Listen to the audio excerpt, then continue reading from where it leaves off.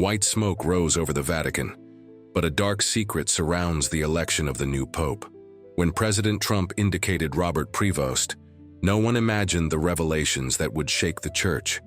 Political conspiracies, secret alliances, and an ancient prophecy converge on this historic day that will change faith forever. A story of power, redemption, and true faith that will touch your heart. Subscribe to the channel, like this video, and comment where you're watching from.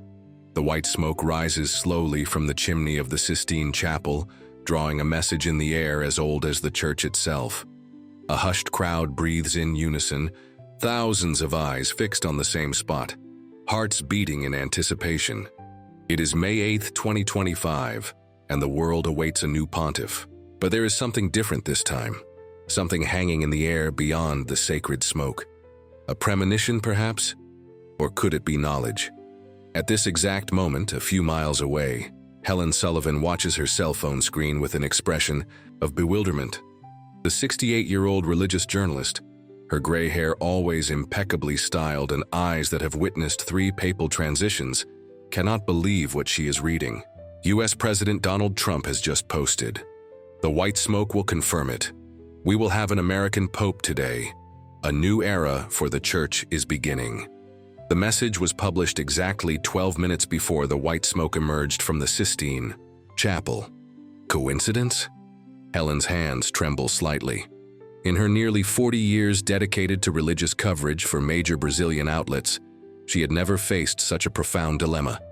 As a devout Catholic, she had always believed in the sanctity of the conclave, in the divine inspiration guiding the cardinals in their choice. As a journalist, however, her instinct screams that there is more to this story than the simple intervention of the Holy Spirit. Rome feels different this spring. The narrow streets winding around the Vatican seem tighter, suffocated by a palpable tension. Helen notices this as she hurries toward St. Peter's Square, dodging pilgrims and tourists. The Italian sky, normally a perfect blue mantle this time of year, seems darker, as if sensing the storm brewing not in the clouds, but in the corridors of power. "Ms. Sullivan!" A familiar voice calls out to her. It's Father Mark, a young Italian priest who has always been a reliable source. Did you see?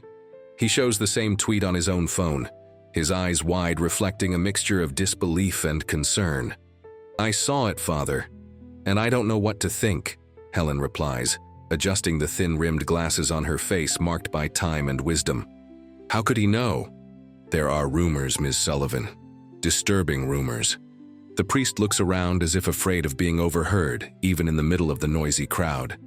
"They say there were unusual communications between Washington and certain American cardinals in recent weeks." The deafening sound of bells begins to reverberate through the square, announcing the choice. The crowd now stirs in anticipation, a human wave moved by faith and curiosity. Helen feels a chill run down her spine when the cardinal proto-deacon appears on the central balcony of St. Peter's Basilica. "Annuncio vobis gaudium magnum, habemus papam." The Latin phrase echoes, crossing borders and centuries. "Eminentissimum ac reverendissimum Dominum, Dominum Robertum, Sanctae Romanae Ecclesiae, Cardinalem Prevost, qui sibi nomen imposuit Leonis XIV. A collective murmur runs through the crowd. Robert Prevost, American Leo XIV. President Trump was right. Helen feels her phone vibrating frantically. Messages from editors, colleagues, all wanting her analysis. How did he know? This is the question no one dares fully formulate, but which hangs in the air like the white smoke now dispersing in the Roman sky. The days following Pope Francis's death on April 21st had been marked by speculation and prayers.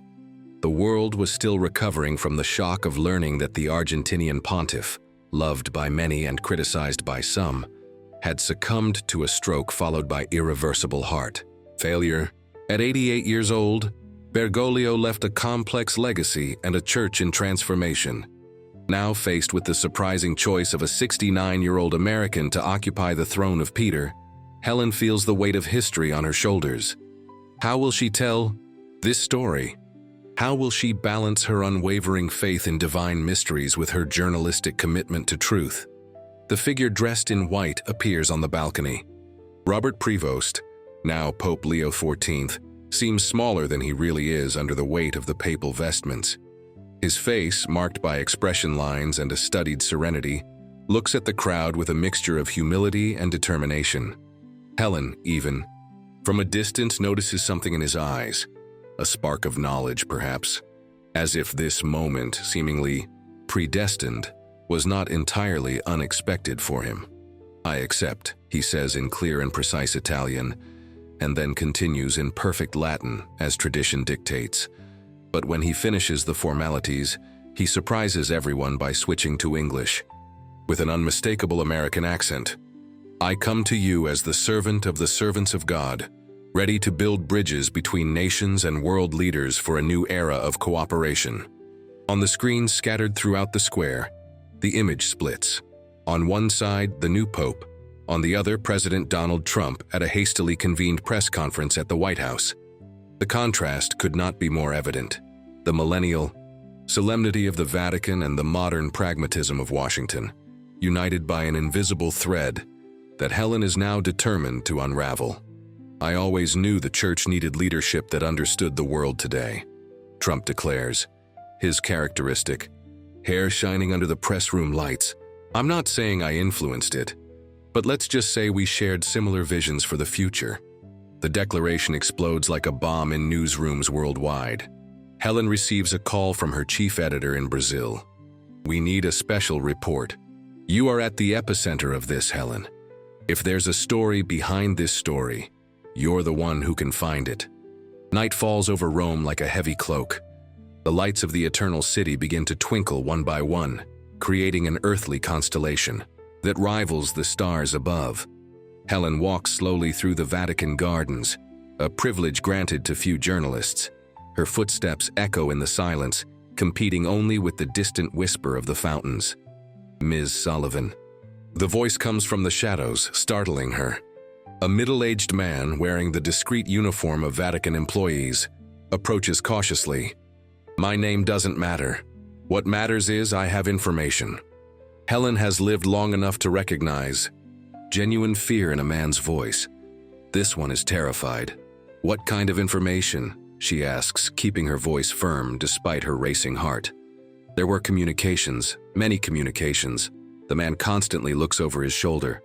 "Between certain cardinals and external authorities. Before the conclave, against all the rules." Rome's night wind seems colder suddenly.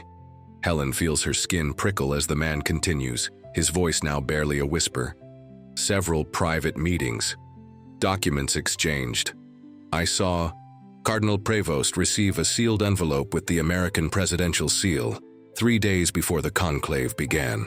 Before Helen can ask more questions, the man disappears into the shadows as quickly as he appeared, leaving her alone with a revelation that could shake the foundations of the church.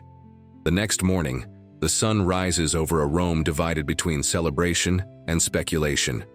Lines of faithful stretch across St. Peter's Square, anxious for a glimpse of the new pontiff.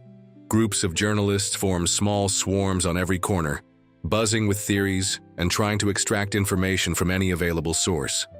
Helen, however, heads to a more discreet destination, the small basilica of Santa Sabina on the Aventine Hill.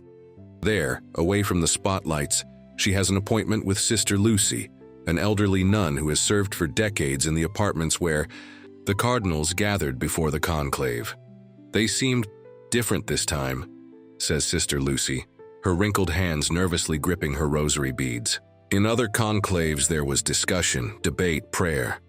This time there was, I don't know how to explain, an atmosphere of a decision already made." "Did you notice anything specific, sister?" Helen asks gently, knowing she is asking the elderly woman to betray sacred confidences. "I heard mentions of geopolitical concerns and necessary alliances," the nun responds, her voice trembling slightly. "And Cardinal Prevost received more visitors than the others, including some people who weren't wearing clerical clothes." Helen's phone vibrates. It's a message from her sister Beatrice, who works at the Brazilian embassy at the Vatican. Need to talk. Urgent, not something for the phone. 2 hours later, the sisters meet in the gardens of Villa Borghese. Beatrice, 5 years younger than Helen, had always been the pragmatist in the family. Her diplomatic work had shaped her into a woman of few words and much observation. There were intense diplomatic communications in recent weeks, Beatrice reveals, without beating around the bush. Not just from the American embassy, but from several embassies. As if several countries were suddenly interested in influencing the choice of the next pope. Helen feels the weight of this revelation. And Brazil? Did our country also try to interfere? Beatrice looks away. All countries, with significant Catholic populations, were interested, but none was as persistent as the Americans. The day wears on as Helen absorbs this information. Sitting in a cafe near the Pantheon, she watches tourists pass by, oblivious to the drama unfolding behind the scenes of religious power. An elderly Italian woman sits at the next table, checking news on her smartphone, while making the sign of the cross upon hearing the bells of a nearby church. Tradition and modernity intertwined, just as faith and politics now seem inseparable in this historical moment. Helen's phone rings. It's an unknown number with a Washington, D.C. area code. With hesitation, she answers, "Ms. Sullivan?" The voice is masculine, American, direct. "This is James Mitchell, assistant to President Trump. The president would like to speak with you about your upcoming article regarding the papal election." Helen freezes. How do they know she's investigating? "I haven't confirmed I'm writing such an article, Mr. Mitchell." A short laugh from the other side of the line. "Come on, Ms. Sullivan. We know a journalist of your reputation wouldn't let the biggest religious story of the decade pass, especially when there are interesting details not yet revealed to the public." The veiled threat is clear. "I'm just doing my job," Helen responds, keeping her voice firm. "And we're doing ours," Mitchell retorts. "The president is planning a historic visit to the Vatican next week. It would be regrettable if unfounded speculation overshadowed this moment of international cooperation." When the call ends, Helen remains motionless, the phone still in her hand. The feeling of being watched is now stronger than ever. Her mind works frantically, connecting the dots. Trump's premonitory tweet, the secret meetings, the clear pressure from the White House. The afternoon brings new developments. An official Vatican statement announces a global peace initiative, led by the new pope, with full and enthusiastic support from the United States. Political analysts already note similarities between this initiative and foreign policy proposals recently presented by Trump. Helen manages a brief audience with one of the most influential cardinals, the Italian Cardinal Buonasera, known for his frankness. In the private garden, away from indiscreet ears, she asks the question no one dares ask publicly. "Your Eminence, was the conclave influenced by external pressures?" The cardinal looks at her for a long time, his eyes revealing an internal conflict. "The Church has existed for over 2,000 years, Ms. Sullivan. We have seen emperors, kings, dictators, presidents. All believe they could bend us to their will." He pauses, looking at the sky. "The Holy Spirit has mysterious ways. Sometimes he allows earthly forces to seemingly prevail, only to reveal, in due time, that his purposes are deeper than we can comprehend." It is not a denial, Helen notes, nor a confirmation. Night falls again over Rome, bringing with it the weight of centuries of Vatican intrigues. Helen spends hours in her hotel room, organizing notes, connecting information, searching for the truth among whispers and suggestions. Her editor in Brazil pressures for definitive conclusions. "We need a clear angle, Helen. Was it American influence or not?" But the truth, she begins to realize, is much more complex. The next morning, Helen receives an unexpected invitation, a brief private interview with Pope Leo XIV. These opportunities are rare, almost impossible so early in South, a new pontificate. Someone is opening doors for her, but why? The papal apartments are more modest than people imagine. The new pontiff receives Helen sitting in a simple armchair, not the formal throne. Up close, he seems simultaneously smaller and more imposing. A man carrying the weight of a bimillennial. institution. Ms. Sullivan, he begins in surprisingly good Portuguese. I have followed your work for years. I have always admired your ability to find the balance between faith and journalism. Helen thanks him, surprised and suspicious of the unexpected kindness. When she finally gathers the courage to address the subject that torments her, she chooses her words carefully. Your Holiness, there are speculations about external influences in the conclave, especially considering the prior knowledge President Trump seemed to have about the outcome. Pope Leo XIV shows no surprise at the direct question. Instead, a slight smile appears on his face. The ways of the Holy Spirit are mysterious, Ms. Sullivan, he responds, echoing Cardinal Bonacera. Sometimes he works through unexpected channels. Again, it is not a denial. The world is changing rapidly. The Pope continues.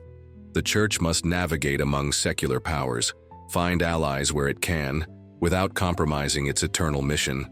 Presidents come and go. The chair of Peter remains. When the brief audience ends, Helen leaves with more questions than answers.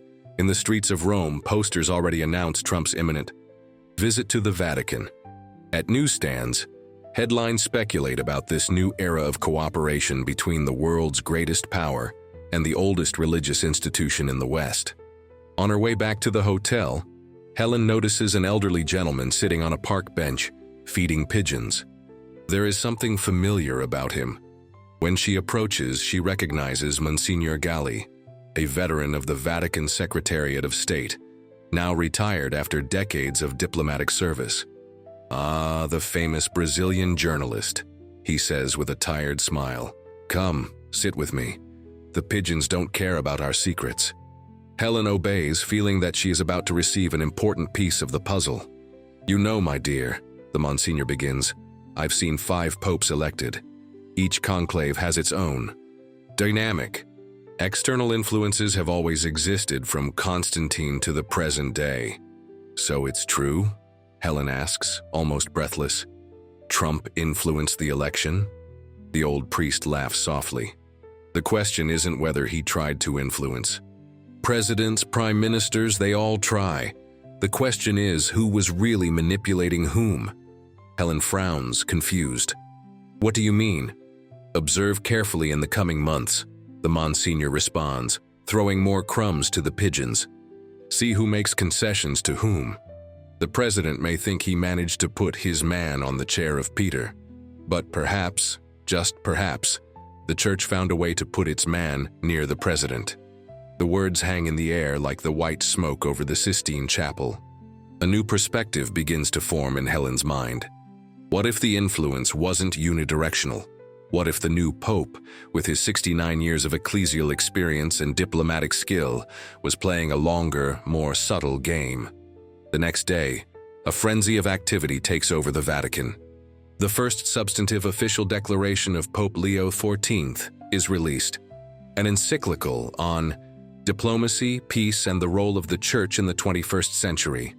The document, incredibly released just 3 days after his election, a record in the modern history of the papacy, outlines a surprisingly assertive vision for the Holy See on the global stage. The Church cannot and must not retreat into the sacristies while the world faces existential crises, the document declares. We must be at the center of world diplomacy, not as just another political actor, but as an irreplaceable moral voice. Analysts already note that the document positions the Vatican for greater influence in international negotiations than it has had in recent decades. It is not a retreat, as some feared with the supposed American influence.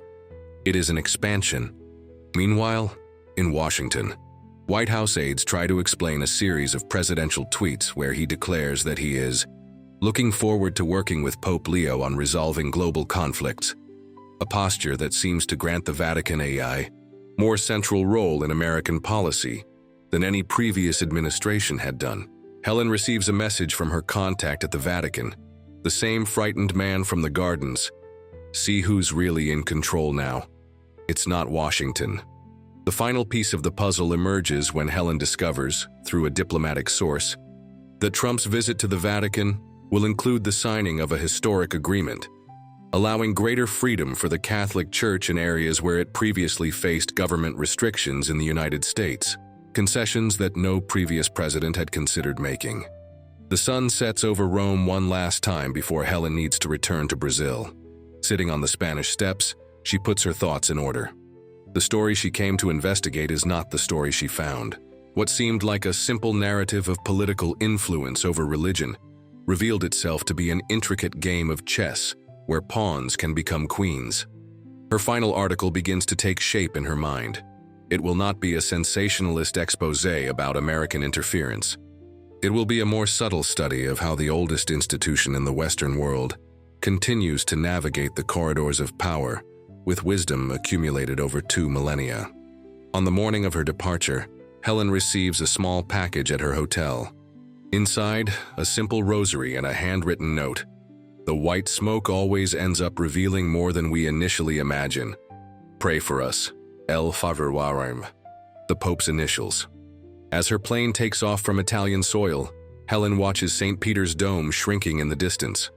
Truth is rarely simple, especially when it involves faith and power. Trump may have tweeted correctly about an American pope, but who really got what they wanted in this strange episode of contemporary history? The answer perhaps will only be clear with time. Meanwhile, the church continues as it always has, adapting, surviving, evolving without changing its essence. Like the smoke that signals a new era but follows a ritual as ancient as time itself. On her laptop screen, Helen finally types the title of her article. The White Smoke Revealed, Not What We Thought, but What We Needed to See. Below, a quote from the new pontiff, given exclusively to her. In the dance between the secular and the sacred, it's easy to confuse who is leading and who is being led. Wisdom lies in recognizing that both may think they are in control. The words of old Monsignor Galli echo in her mind as she closes the laptop. In the history of the church, there has always been tension between the divine and the mundane. The mystery isn't knowing if external influence exists, but how God works through it. And perhaps, Helen reflects, therein lies the true wisdom. In the power games involving thrones and altars, the outcome is rarely what any player initially intended. History, like the white smoke, takes unexpected shapes as it rises to the sky, visible for a moment and then dispersed, leaving only its permanent meaning. In Washington, President Trump prepares for his historic visit, convinced of his diplomatic victory. At the Vatican, Pope Leo XIV prays in his private chapel, a slight smile on his lips as he contemplates plans to expand the church's influence in areas no recent pontiff has dared to approach. And on a plane over the Atlantic, a Brazilian journalist understands that she witnessed not only the election of a pope, but a fascinating chapter in the eternal dialogue between faith and power. The white smoke revealed. But what exactly did it reveal? This is the question that remains, hanging in the air like incense in an ancient cathedral, visible to all, but with meaning understood only by a few. Upon her return to Brazil, Helena is received as a hero in the newsrooms. Her article, published simultaneously in Portuguese, English, Italian, and Spanish, becomes the subject of international debate. Some call it an apology for the Vatican, others a veiled criticism of American interference. Few perceive the subtlety of her analysis, that in this power game there were no clear winners, only players who believed they were in control. A week later, images of Trump's visit to the Vatican dominate global news. The American president, ever performative, kneels to kiss the Pope's ring, a gesture that his predecessors avoided for diplomatic considerations. Photographers capture a revealing moment.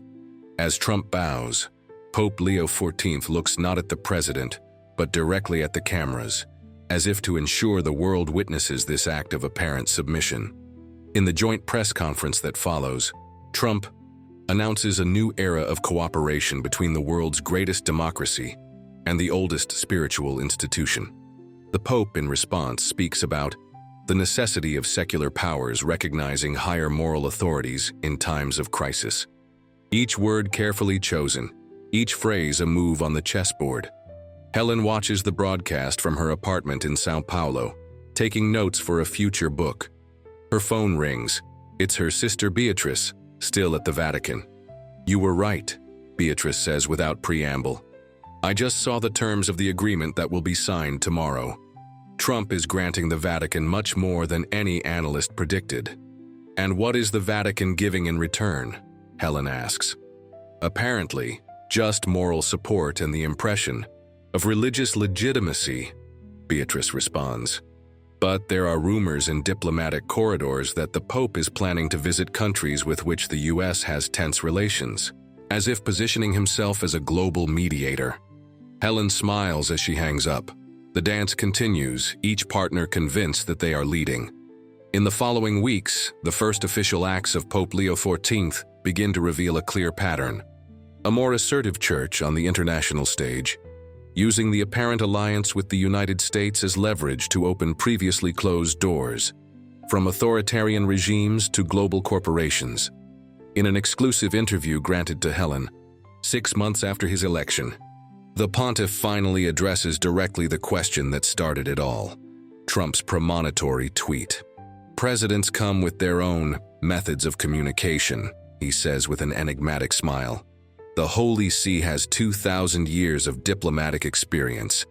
We have learned to work with Roman emperors, Mongol Khans, French revolutionaries. A president with a predilection for social media is just another chapter in our long history." When Helen asks directly about American influence in the conclave, Pope Leo XIV responds with a parable. "Christ taught us to be wise as serpents and innocent as doves. Sometimes we allow others to think they are guiding us, when in reality we are simply walking side by side for a time, in a direction that we had already chosen." 1 year after the white smoke, the initial analyses already seemed dated. What seemed like a victory of American influence over the church revealed itself to be a sophisticated Vatican maneuver to regain global relevance. Pope Leo XIV, far from being a puppet of external interests, proved to be a first-rate strategist, using the perception of closeness with Trump to advance agendas that strengthen the church's position worldwide. In her new book, Smoke and Mirrors: Power and Faith in the Digital Age, Helena Silvera finally reveals all the details of her investigation. Her conclusion remains the same. In the dance between secular and religious powers, rarely is the partner who seems to be leading the one who truly determines the steps. The white smoke revealed, after all, not the triumph of politics over faith, nor of faith over politics. It revealed the constant and complex interaction between these forces, an eternal ballet where leaders pass, but institutions remain. In her apartment in São Paulo, Helen carefully keeps the rosary sent by the Pope, a tangible reminder of her journey. Beside it, in a simple frame, the title of her first article on the subject, now with a deeper meaning than ever: "The White Smoke Revealed Not What We Thought, but What We Needed to See." And perhaps therein lies the final lesson. In a world of tweets and instant headlines, of hurried conclusions and superficial analyses, true wisdom lies in recognizing the deeper patterns, the power games that transcend individuals and specific moments, like the white smoke that for a brief moment materializes the invisible, the choice of a new pontiff. Before dispersing into the winds of history, revelations are rarely what they initially seem. They require time, perspective, and perhaps, most importantly, the willingness to see beyond appearances. Meanwhile, in Rome and Washington, the dance continues. New tweets, new encyclicals, new agreements. And at the center of it all, a truth as ancient as the church itself. Temporal power may seem triumphant for a moment, but the millennial patience of an institution that thinks in centuries, not electoral cycles, often prevails in the end. The white smoke revealed, and continues revealing for those with eyes to see and patience to comprehend its mysterious ways.